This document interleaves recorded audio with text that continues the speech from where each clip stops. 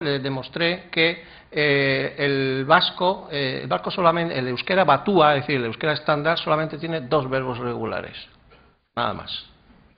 Que, por cierto, se dio la circunstancia de que esto lo di estando presente algunos miembros de la Euskaltzaindia, y uno que no era de la Euskaltzaindia le preguntaba, oye, que era hablante de vasco, ¿y qué verbos son esos? ¿No?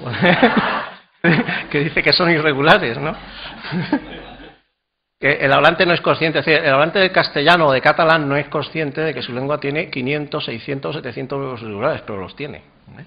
Eso no parece que... Y sin embargo, fíjense una cosa, el vasco tiene 5 vocales también. Si tener 5 vocales fuera tan importante para que la lengua fuera de comunicación, como se mantiene, ¿por qué el vasco está, el pobre, arrinconado ahí, teniendo 5 vocales? Y más a su favor, 2 verbos regulares, cuando nosotros tenemos más de 500, En un diccionario ruso-español, para rusos, viene al final una tabla de verbos irregulares del español. Los conté. Digo, bueno, voy a contarlos, a ver, por curiosidad. Salían casi 900, 800 y pico. O sea que los rusos, la verdad es que el ruso también tiene verbos irregulares. Eso se parece a las lenguas romances. Bien, castellano, lengua de certeza e entendimiento. Fijémonos lo que dice Lozano. Visto con nuestros ojos de hoy, resulta difícil entender lo que significó ese temprano patrón, se refiere al castellano, que otorgó certezas a los hablantes. Pero resultó crucial en un momento en que alrededor de él, es decir, alrededor del castellano, muchas evoluciones de lenguas vulgares titubeaban. Es decir, los hablantes de aragonés titubeaban, los hablantes catalanes titubeaban y los castellanos eran ciertos en su... Esto es un disparate, pero es que el problema es que esto lo dice Menéndez Pidal también, en una obra muy importante, Orígenes del Español, que es una obra fundamental en la filología española.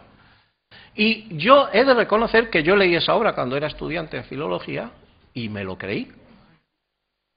Me lo creí.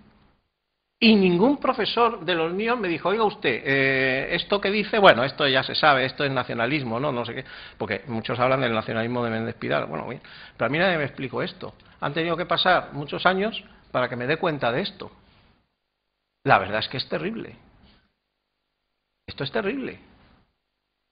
Es horrible. Esto no puede volverse a repetir. Por eso estoy tan empeñado en dar que te pego hablando de esto todo el rato. Esa coiné que resulta crucial. Fijaos que el castellano es una coiné que resultó crucial como instrumento de comunicación. Gracias al castellano ya desde el principio era un instrumento de comunicación privilegiado. Bueno, pues aquí tenemos esto. Instrumento de comunicación. No dice privilegiado, pero bueno, se deduce. Mito de la conversión del castellano al español. Con el correr de los tiempos, el dialecto local castellano se ha convertido en un idioma cualitativamente superior. La presunta conversión de dialectos en lenguas es otra de los mitos y de los subterfugios que usan los lingüistas para justificar el predominio de una lengua que se debe no a razones lingüísticas, sino a razones políticas, históricas, económicas, demográficas, militares, etcétera. Un idioma cualitativamente superior ha pasado de ser lo que dice la lingüística, que está entre laudatos, es que la distinción entre lengua y dialecto no es lingüística sino sociopolítica. Aquí hago referencia al famoso dicho que se asigna a Weinreich, aunque bueno, a otro lo asignan a otro, que dice que un dialecto es una lengua es un dialecto con estado y con ejército, ¿no? Con lo cual demuestra que no existe posible definición lingüística de lengua, no hay posible y que lengua y dialecto es exactamente lo mismo para un lingüista. Desde el punto de vista social, no, claro. Mito de la dialectación del castellano moderno. Al convertirse en español, el castellano moderno ha pasado a ser un dialecto de la lengua española. Cuando en España se habla de español, a secas, casi siempre se piensa en la variedad española peninsular. Pero lo cierto es que el castellano moderno no es un dialecto del español estándar peninsular, sino que es el que es una variedad o registro oculto de aquel. Es decir, la lengua estándar peninsular, española, se basa en el castellano moderno, es una elaboración culta, vamos a decirlo así, del castellano moderno. Por tanto, no es cierto que el castellano vulgar moderno sea un dialecto del castellano culto, sino que es al revés. El castellano culto es una variedad elaborada, culta, como queramos llamarla, del dialecto español. Por tanto, esta idea es sencillamente falsa, sencillamente falsa. Algo más que dialecto, dice Lamela. Algunos de estos hablantes bilingües son quienes proponen, al referirse al idioma nacional español, volver a la denominación más antigua de castellano, entendiendo como la lengua castilla. Peligrosa trampa político-lingüística. Pero fijémonos cómo se le ve el plumero. Para igualar los diferentes idiomas no se pueden igualar.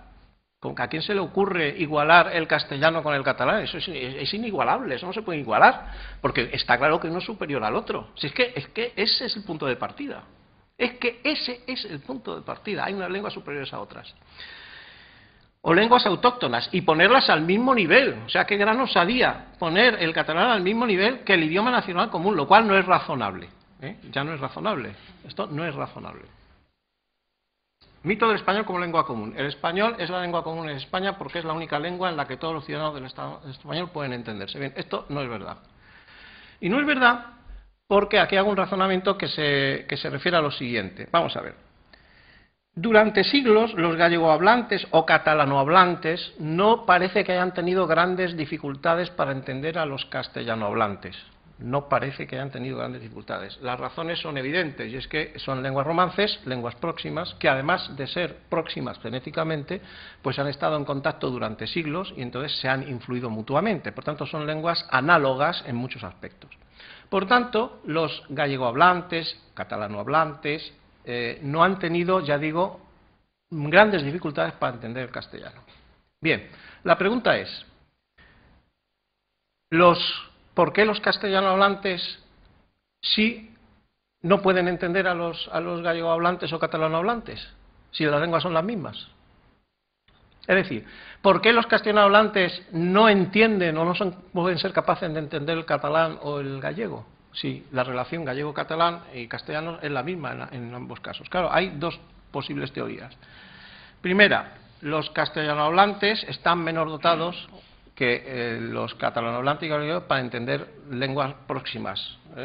Estamos menos dotados, somos peores. Yo la niego totalmente porque creo que es racista, o sea, sencillamente. O sea, que los castellanohablantes estén menos dotados que los catalanohablantes para entender al catalán, pues me parece, y que sin embargo el catalán sí pueda entender con relativa facilidad, pero no de ahora, de siglos. El castellano, pues... otra posibilidad es que el castellano sea más fácil de entender que el catalán, lo cual es un absurdo total. No tiene el menor sentido. El castellano no es más fácil de entender que el catalán. Desde el punto de vista lingüístico no se puede justificar esto de ninguna manera. Por tanto, repasemos la idea de que el castellano o español es la lengua común de España porque es la única en la que todos los ciudadanos del Estado español pueden entenderse. Es decir, que un catalano hablante hablando catalán no va a ser, un castellano hablante no lo va a poder entender. La única en la que todos nos podemos entender es el castellano, es decir, la dirección es solo una, la otra dirección está descartada. Pero esto no tiene sentido, es un absurdo. Dicho de otra manera, el catalán es tan válido para entenderse en Madrid como el castellano para entenderse en Cataluña. Exactamente igual de válido, ni más ni menos. Pero claro, aquí intervienen otros factores, ¿no?, que no son lingüísticos. Lengua común. ¿Qué dice la Mela? La razón por la que el español es oficialmente el idioma constitucional, a pesar de que se le domine castellano, es por ser lengua común de todo el territorio nacional de convivencia. El idioma español ha sido aceptado y adoptado en toda España como lengua común de convivencia desde la época medieval. Volvemos otra vez a lo mismo. En la época medieval se hablan varias lenguas, pero la única de convivencia, fijaos lo que significa la barbaridad de decir esto. La única de convivencia ha sido el castellano, las demás han sido de guerra, no sé de qué han sido. Cuando resulta que, bueno, había ejército castellano también y que hacía guerra, no era una cosa... La única de convivencia, desde la época medieval, es... Esto puede parecer muy bonito, a los oídos de un castellano esto le puede parecer muy bonito, pero es un insulto a las demás lenguas de España, que no son de convivencia ya desde la Edad Media, nada menos. Pero bueno... Esto es indignante. Luego, Mingote tiene este libro está ilustrado con chistes de Mingote. Entonces, he seleccionado 3 chistes donde se ven perfectamente estos prejuicios, ¿no? Chistes que a mí particularmente no me hacen ninguna gracia, pero me interesa para que vean esos prejuicios cómo se manifiestan también en un académico, porque Mingote es académico. Para aprovechar la riqueza extraordinaria de nuestro acervo lingüístico, propongo que cada día de la semana usemos un idioma distinto entre las numerosas lenguas ancestrales del Estado, lo que no sería óbice para que en el momento oportuno dedicáramos una sesión a traducir al lenguaje común lo dicho en los días anteriores, más que nada para saber de qué va la cosa. Aquí se utiliza el mito de que las demás lenguas que no sean castellanas son inentendibles. ¿eh?